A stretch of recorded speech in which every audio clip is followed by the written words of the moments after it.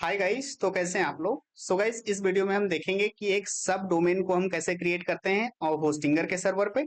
अब यहाँ पे हमारे पास एक वेबसाइट है factglin.com। अब हम क्या चाहते हैं, हम चाहते हैं कि इसके सब डोमेन हम क्रिएट कर सकें। जैसे कि अब जब आप डिस्ट्रीब्यूटेड सिस्टम बनाते हो ना, कि हमारा जो वेबसाइट है वो हमारे मेन डोमेन पे रहनी चाहिए, एपीआईज जो है हमारे अलग डोमेन पे रहनी चाहिए, राइट, और एडमिन डैशबोर्ड है वो अलग डोमेन पे रहना चाहिए, राइट। सो आप वहां पे क्या करते हो, अलग अलग सब डोमेन्स क्रिएट करते हो कि admin dot factglin dot com, API dot factglin dot com, right. तो इस तरीके से आप सब डोमेन्स क्रिएट करते हो। या हो सकता है आप जब डेवलपमेंट कर रहे हो तो डेवलपमेंट के लिए अलग डिप्लॉय करना चाहते हो कि dev dot factglin dot com, right. तो इस तरीके से आप डिफरेंट डिफरेंट सब डोमेन्स क्रिएट करोगे।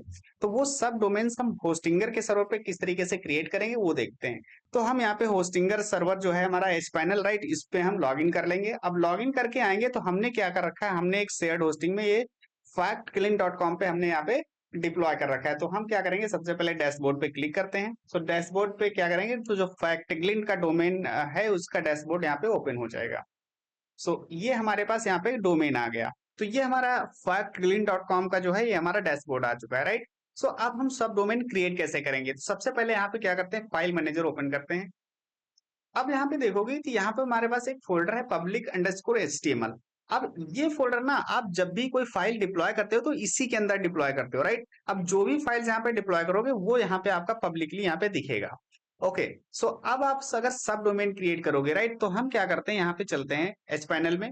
और यहाँ पे हमारा डोमेन क्या है, factglin.com, और यहाँ पे जाओगे नीचे डोमेन्स, इस पे क्लिक करोगे। अब देखिए यहाँ पे भी आपका एक डोमेन मिलेगा, यहाँ पे भी। हमें इस पर क्लिक नहीं करना, हमें यहाँ पे क्लिक करना है जो हमारा डोमेन है, राइट। और यहाँ पे आप देखोगे तो सब डोमेन, इस पे हम क्लिक करेंगे। तो जैसे आप इस पे क्लिक करोगे, सो वैसे यहाँ पे देखो आपको मिलेगा create a new domain, new सब डोमेन, राइट। और यहाँ पे हमारे पास डोमेन है, तो ये factglin.com। अब हमें कौन सा डोमेन क्रिएट करना है, राइट। तो यहाँ पे सब डोमेन में हम कोई नेम डिफाइन कर सकते हैं। जैसे हम क्या करते हैं, एपीआई हमने कर लिया है यहाँ पे, राइट, कि हम जो एपीआई इसकी बिल्ड करेंगे, हम सपोज दैट क्या करना है, बैकएंड की एपीआई अलग रखना चाहते हैं। तो हम क्या करेंगे, एपीआई डॉट factglin.com करके हमने यहाँ पे सब डोमेन यहाँ पे क्रिएट कर लेंगे, राइट।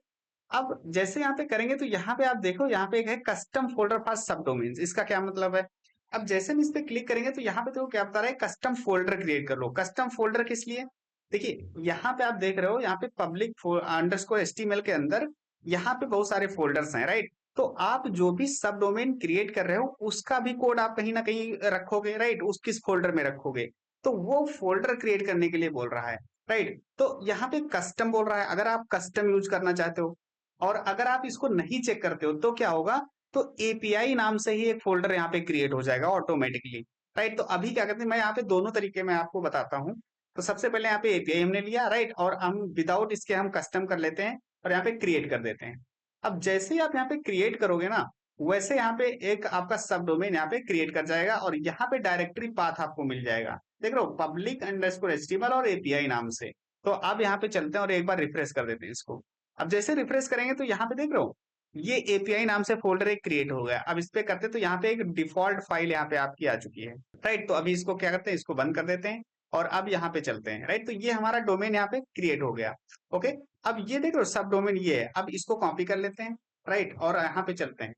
अब ब्राउजर में एक्सेस करेंगे तो अब यहाँ पे देखोगे, तो ये देखो, ये हमारे पास यहाँ पे हमारा सब डोमेन यहाँ पे ओपन हो गया, api.factglin.com, राइट। अभी यहाँ पे सिक्योर नहीं, क्योंकि एसएसएल अभी इंस्टॉल नहीं हुआ, राइट। तो अभी क्या करते हैं, यहाँ पे चलते हैं और सब डोमेन्स पे, राइट। अब सब डोमेन का जो एसएसएल है वो कुछ टाइम लेगा, राइट, और इंस्टॉल हो जाएगा। अभी एक बार रिफ्रेश करते हैं इसको। अब देखो यहाँ पे ये हमारा सब डोमेन का जो एसएसएल है वो भी इंस्टॉल हो गया है, राइट। तो ये हमने एक सब डोमेन यहाँ पे क्रिएट कर लिया। अब ये जो आप यूआई देख रहे हो, ये कहाँ से आ रहा है, ये आ रहा है हमारा, ये एपीआई के अंदर जो ये हमारी डिफॉल्ट फाइल है। तो अगर एपीआई के अंदर जो भी आपको कोड रखना है वो इस फोल्डर में आकर के रखोगे। तो ये हमारा एक सब डोमेन, राइट।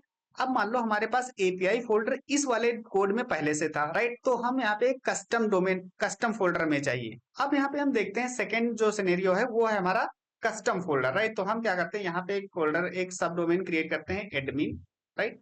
अब एडमिन हमने क्रिएट किया, राइट। अब एडमिन के बाद यहाँ पे हम करते हैं कस्टम फोल्डर में चाहिए, राइट। अब यहाँ पे देखो पब्लिक के अंदर हम कस्टम फोल्डर कौन सा बनाना चाहते हैं, तो यहाँ पे लिखते हैं admin dashboard, right. Admin dashboard करके हम यहाँ पे DORD, राइट।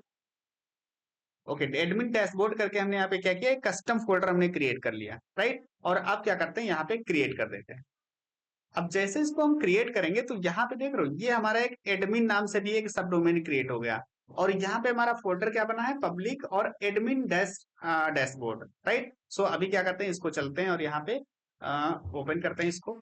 सो अब देखो यहाँ पे ओपन करोगे तो एडमिन डॉट factglin.com यहाँ पे ओपन हो गया, राइट। और अब यहाँ पे चलोगे, एक बार रिफ्रेश कर देते हैं इसको। अब जब रिफ्रेश करोगे तो यहाँ पे देख रहे हो, एक फोल्डर यहाँ पे फिर से क्रिएट हो गया, एडमिन डैशबोर्ड, राइट। सो अगर यहाँ पे देखोगे तो इसमें भी आपको एक डिफॉल्ट फाइल मिलेगी, डिफॉल्ट डॉट पीएचपी करके। और अब यहाँ पे चलते हैं, एक बार रिफ्रेश कर देते हैं इसको। सो अब यहाँ पे देखोगे, ओके, तो अभी यहाँ पे एसएसएल इसका इंस्टॉल नहीं हुआ, एक बार फिर से कर देते हैं। ओके, तो जैसे यहाँ पे एसएसएल ऑटोमेटिकली इंस्टॉल हो जाएगा, एसएसएल इंस्टॉल हो जाएगा, तो ये आपका नॉट सिक्योर जो है वो नहीं रहेगा। तो एक बार रिफ्रेश कर देते हैं फिर से, ये देखो, देख रहे हो यहाँ पे admin.factglin.com यहाँ पे ओपन हो गया। सो इस तरीके से हम डिफरेंट डिफरेंट जो हमारे सब डोमेन्स है वो यहाँ पे जाकर के हम क्रिएट कर सकते हैं, राइट। और अगर आपका जो भी कोड है, अगर एडमिन डैशबोर्ड से रिलेटेड जो कोड है वो आप इस फोल्डर में रखोगे, और एपीआई से रिलेटेड जो भी कोड है वो आप इस फोल्डर में रखोगे। सो आई होप गाइस यहाँ पे आपको समझ में होगा कि किस तरीके से हम यहाँ पे सब डोमेन्स को क्रिएट करते हैं। So thank you so much for watching the video, see you in the next video guys, take care.